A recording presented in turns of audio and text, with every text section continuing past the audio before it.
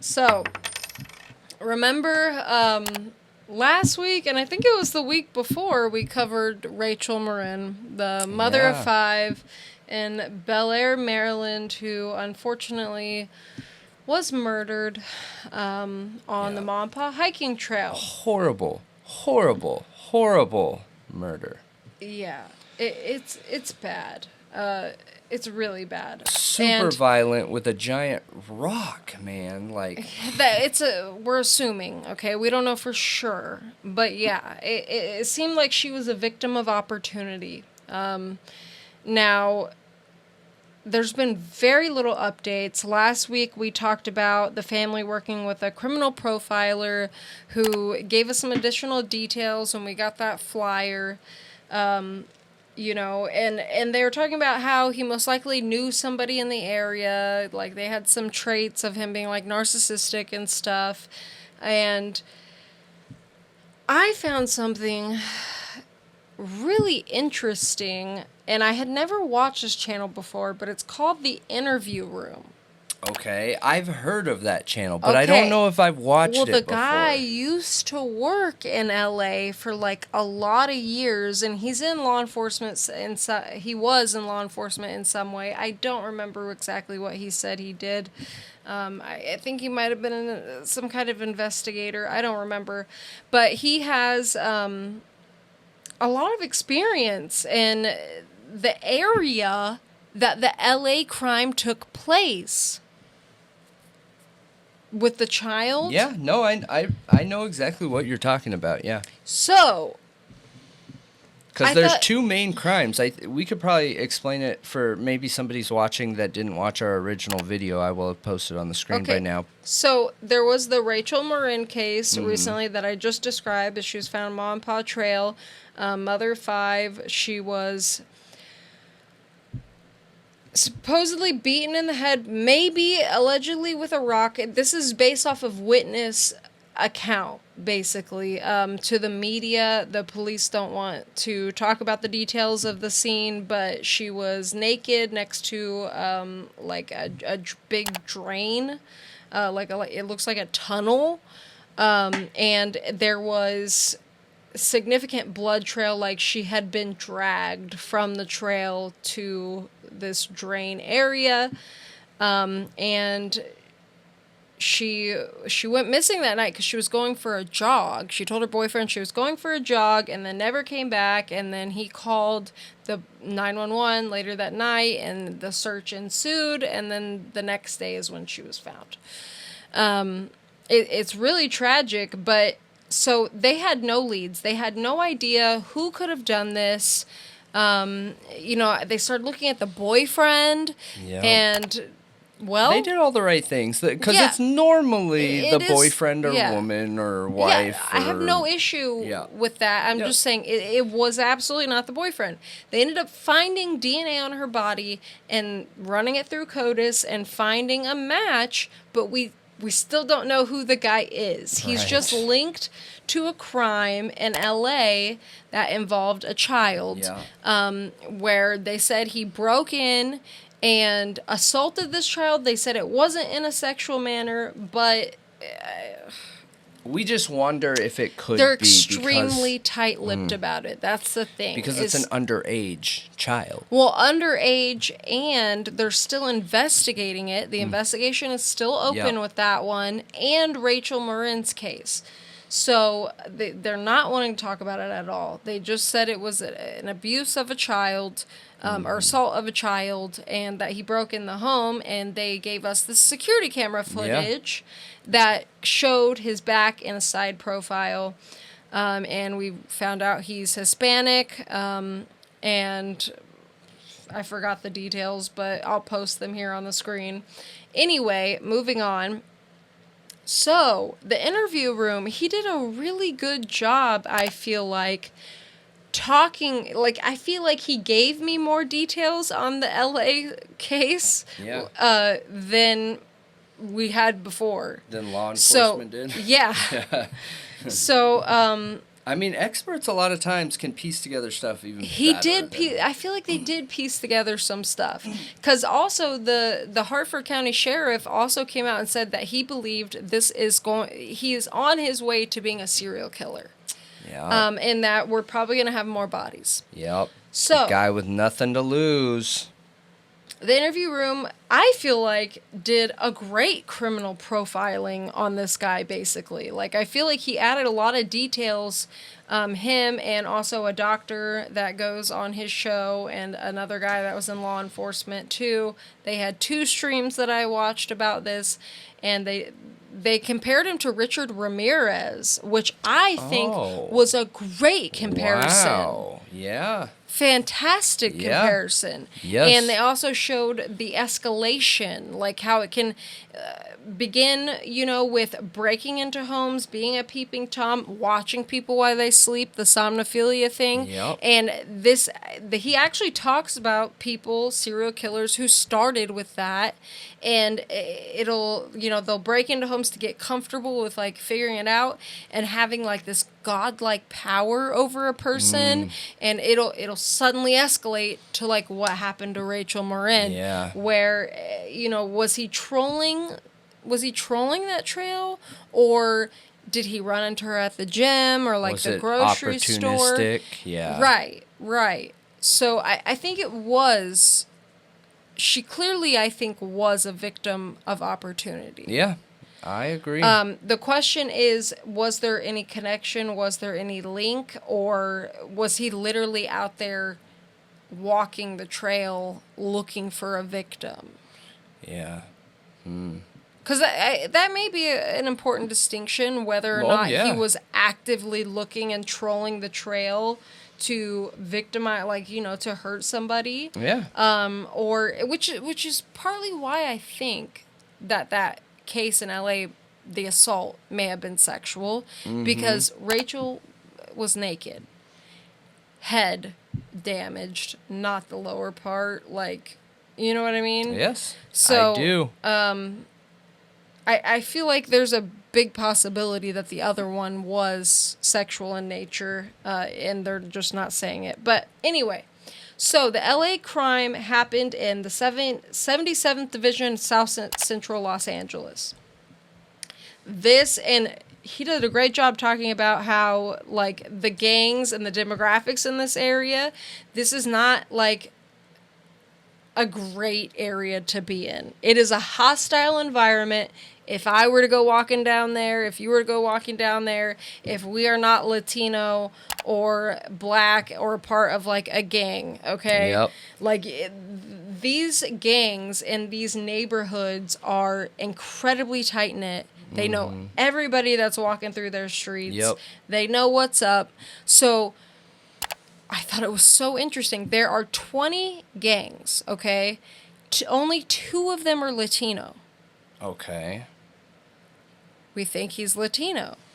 Yeah. Okay. So is he from the area? Because he can't just go walking down the street in one of these areas. Yeah. Without being known. Without being known. Yes. Or if they don't know him getting messed up. Yeah. Yeah.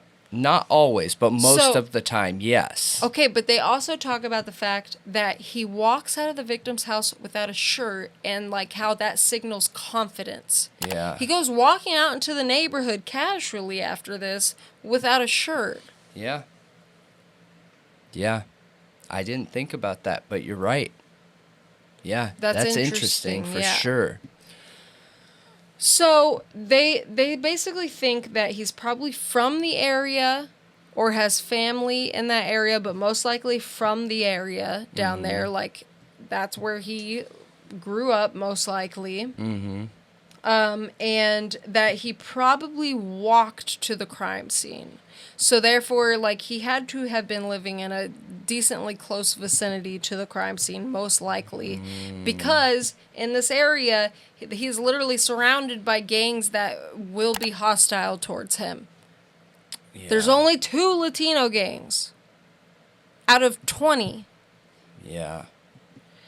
That's great evidence, I think. I think that is a really good thing to point out. I really hope the police are looking at it like this, because I feel like that could help narrow it down. I agree. Like, I by a lot. absolutely agree.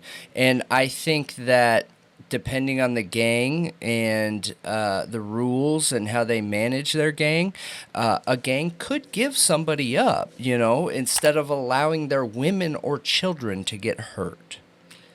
Yes, which is another thing that they said, actually, that they don't think he's a gang member. And they said that gangs would not allow this to happen in their neighborhood, and a gang member would not do it like this in their own neighborhood. No. So, most likely he's not a gang member. He also has no tattoos. Yep. Meaning he's an ordinary guy, from what they said, who can get himself in unordinary places. Yep. Yep. And he does look athletic, not like bodybuilder, like he's lifting weights, but somebody said that his build and his shape looked like he was someone who like ran or did something that had a lot of cardio. I'll have to look at that again. Yeah. I haven't thought about that, but yes. Yeah, because he's lean, but he's not built. Yeah, I agree. But he looks he's in shape, though, he for looks sure. in shape, yep. Absolutely. Well, just by how his shoulders look and the triangle shape, yeah. Mm-hmm. So, so I thought that was really interesting with the gangs, the neighborhood, and all of that, and the fact that he is probably either really familiar with it or from there, and then after the crime, he takes off across the country, okay? So he probably knows somebody over there, which also signals that he's not in a gang. Yeah. Because they don't typically just, like, run across the country. You know what I mean? Like, that's a bit odd. So, this is something we talked about last time, too, is that he probably knows somebody there. That's what the authorities keep saying, is that he probably has family or somebody he knows in that area that he was staying there with. I wonder if the police have gone so far as to go door to door. No, I'm serious. Sometimes police work, you know, that might feel old school, but sometimes good police work has come out of, like, feet to the street, talking to people door to door. I mean, I agree with you. Imagine if you're him staying at a friend's house and this friend is already so scared, but because you're there, just not willing to turn you over, and then a police officer knocks on your door, and then all of a sudden they're thinking, whoa, I could be considered a criminal for this. Hiding and abetting. You know? Yeah. I mean, it's not a bad idea. I mean, they can't go like knocking on every door in the city, so they have to be able to narrow it down somehow. Yep. I wonder if he was staying near the Ma and Pa trail. I wonder if like going door to door, in that area, because they also said that the Ma and Pa trail, like where Rachel went missing, is actually really close to the jail. Like, only, like, 2 blocks from the jail. I don't know what relevance that is. I don't even honestly know why they brought it up, but it could have relevance, I guess. Yeah. Have they checked the jailhouse logs, maybe, to see if he visited someone there?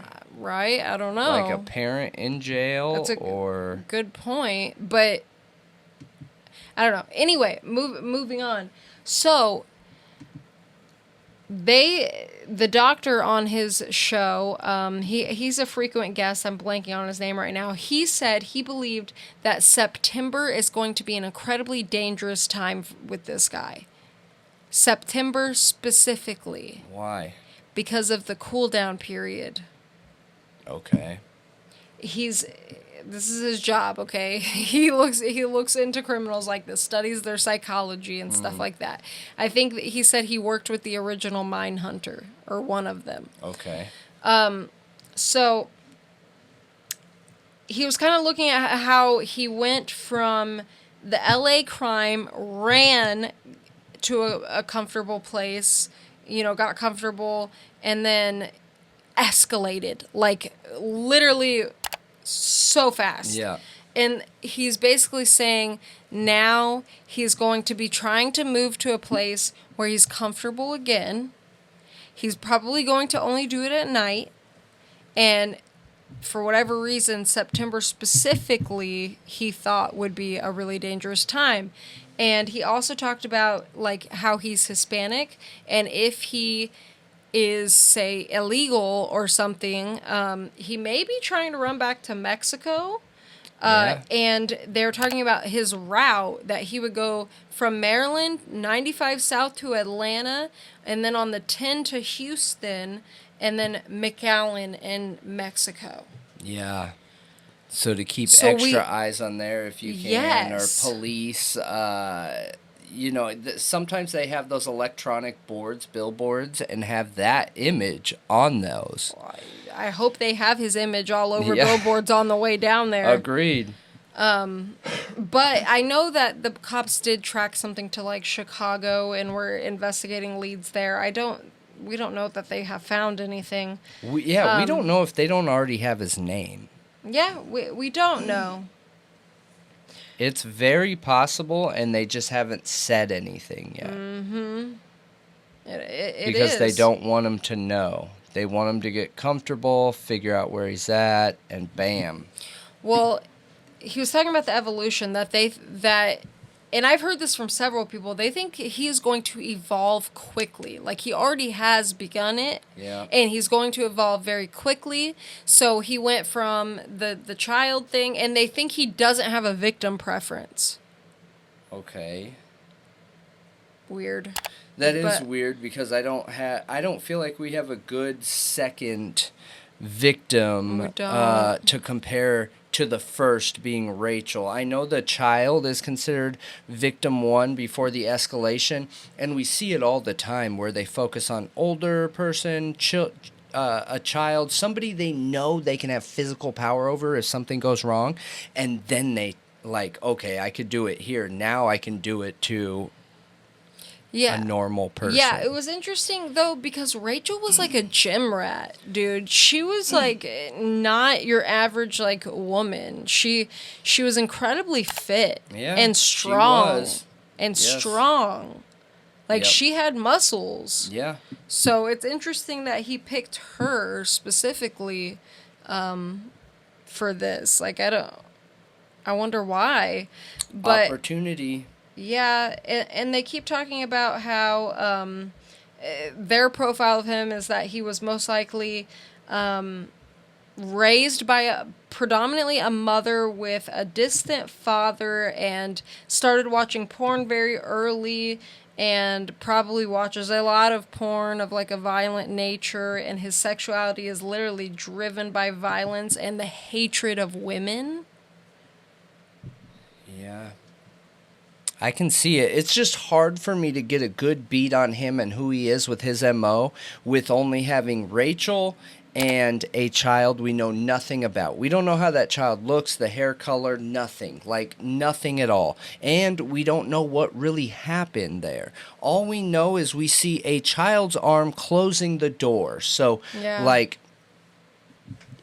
was it consensual and turned into something not? Was it, you know what I mean? Like, what were these things? And I don't think we're gonna know, and that's okay with that, with it being a child, but it would help understand, was that child also blonde? So, you know, the MO is blonde. Was that child an athletic blonde? So we have a connection to athletic blondes. Like, you know what I mean? Just some possible connections to an MO. Yeah. I mean, I think the victimology is important usually. I wonder, I don't know if I know of a serial killer who didn't have a preference, though.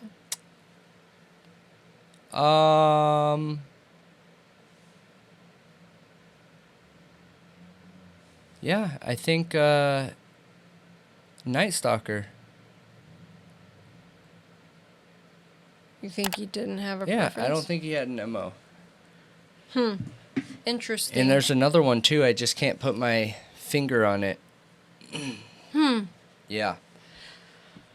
But usually there's some kind of MO, even if they don't have like a visible looks preference. It could be couples, it could be sleeping couples, it could be, you know what I mean? Like there's something there normally that you can draw a connection to and make a connection to in some way, even if it's a behavioral connection versus a physical connection and things like that.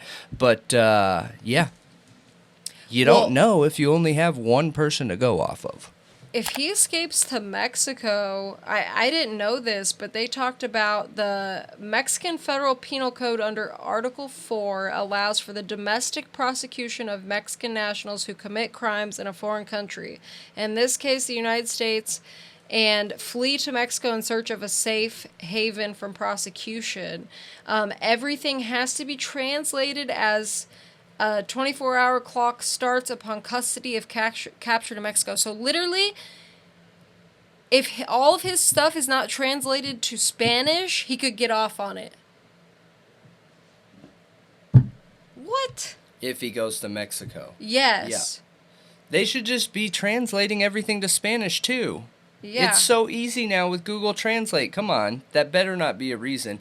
But I will tell you that Mexico is usually pretty good about working with us for criminals. And I feel like this was gruesome enough and has enough media attention that if it went that route, I do feel like we would follow up with this. I really, really do.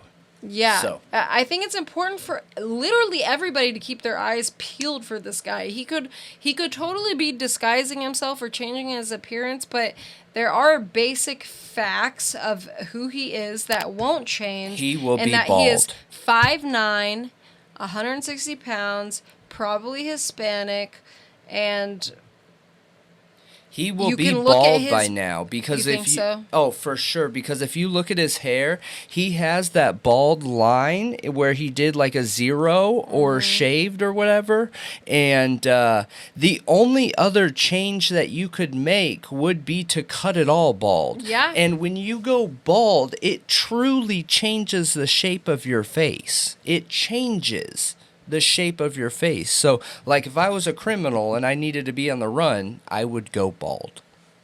I mean, it makes sense for So. a man anyway. I mean, it totally makes sense. Absolutely.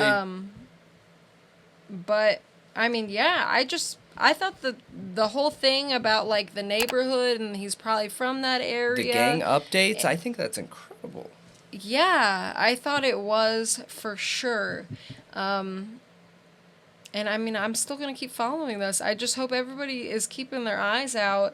And I think this is important information to help identify him, you know? I do. And hopefully, like, somebody in one of these areas that knows him will say something. Yeah, going back to the same thing we always say, if you see something, say something. It sounds so simple, it sounds so dumb, but the thing is, there's a lot of people out there that see stuff and don't say stuff because they're worried about looking dumb, feeling dumb, having someone on the other line be like, why are you calling us, you know? And that, come on, like, we got to get over those kinds of fears. And if you see something that you're even a 1% unsure about, say something. You never know what it could come out to, you know? I had one situation in my past where something happened around me and I didn't call when I should have, and I regretted it for a long, long, long time. So I just try very hard to not put myself into a position where I'm ever wondering, what if? Like, should I have called? You know, take it off your plate. Put it on law enforcement's plate and let them do the job that they're paid to do. And the only way that they can do that is you giving the information over to them and then letting them do their stuff. So. Yeah, I mean, I think it's incredibly important. I've been in several situations where, I was dealing with something really awful and people saw it or friends were and they didn't do anything or say anything, and a lot could have been avoided if they did. It's really, really, really important. And the fact that this guy is incredibly dangerous. Yep. Like, from everything, every criminal profiler, law enforcement, everybody I've seen has said, this is a serial killer. Like, he is escalating and going to become a serial killer.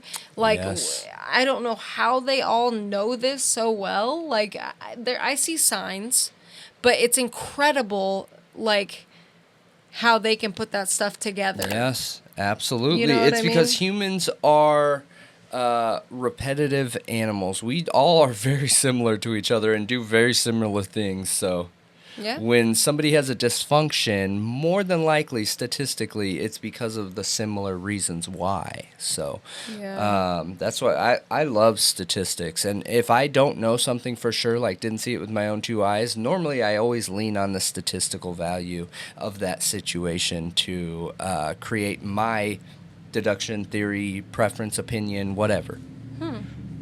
But yeah, no, it's good. That's not how my brain works, but Yeah.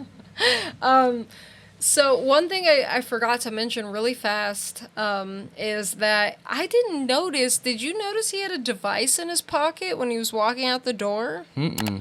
People were saying they thought he was like a mailman, and that was like a thing to scan packages. I thought it was just like, I think it's just a cell phone, but who knows? But if you go back and watch the video of him leaving the LA house, Yeah. you'll see something glows in his pocket. He's wearing joggers. Yeah. So, like... Well, people are saying they thought it was like post office pants, but to me it looks like sweatpants. Post office pants, really? That's what some people were saying, yeah.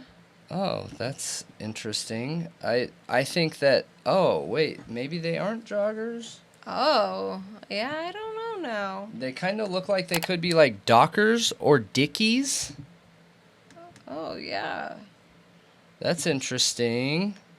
I'm going to have to go back and look because I could have swore it was joggers, you guys. I could have swore that I saw a band at the ankle. And, yeah. Yeah, but he has a device in his pocket. Interesting. Very interesting. It is interesting. I'm surprised we missed that. Wonder if his device connected to the home's router. Right?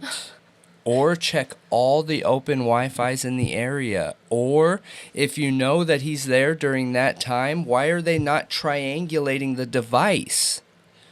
You can tell which devices were there at a certain time as long as you have enough triangulation to determine within a certain amount of feet, like less than 10 feet. Yeah. Yeah, I mean, and they're in an area, I would assume they have like enough cell phone towers to In LA, do that. yeah. In LA, yeah. Absolutely. So they can like literally look at cell phone tower data, and even if they don't have your phone or know who you are, they can like find out every phone that was in that exact With enough area. towers, yeah. With enough towers, for sure. Wow. Yep. Keeps track of that stuff, the MEID and IMEI and all that good stuff. So. Interesting. Yes. But yeah, let us know what you guys think. And if you've, I mean, shout out to the Interview Room. I really like his channel. I just found it. And I feel like he is incredibly intelligent when it comes to stuff. Like, clearly he worked in it for a long time. And I really liked his personal insight from working in this area as law enforcement. And it was, I don't know, interesting. Yeah, absolutely. But as always, let those thoughts riot in the comments below. Yeah, Yes. don't unless it's in the comments. Yes. Yes.